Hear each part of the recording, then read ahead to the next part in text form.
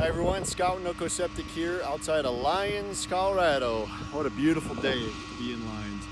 Look at this, foothills of Lyons. Got the back truck stage down there.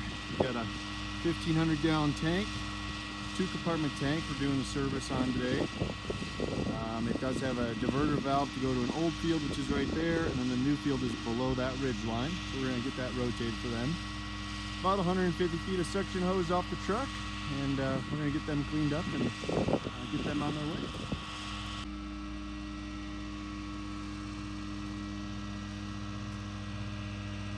You can see we're set up there and running down the hill.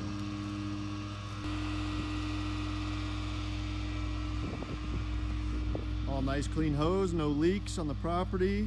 Getting the septic tank cleaned out now, we just started. Let's take a look, see what's going on. So 1,500 gallon tank. Got an inlet baffle there in good shape. It is a concrete tank.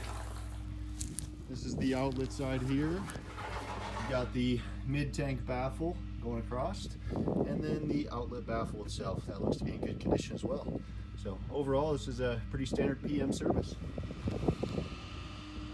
One last quick update. We measured out and located the distribution box. Distribution box is actually it's being utilized as a diverter valve. Ironically enough, someone put a rock in there. I think that's the old field, and the new field is on this side here going out.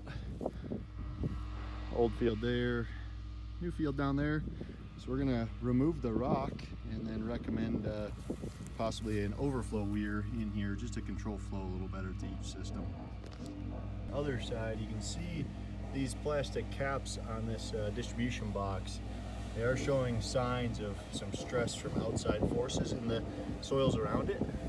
So you might want to have the homeowner show this to them, but recommend definitely exposing this up and getting some pea gravel and some select bedding around this just to protect that a little better and not cause that to cave in that way.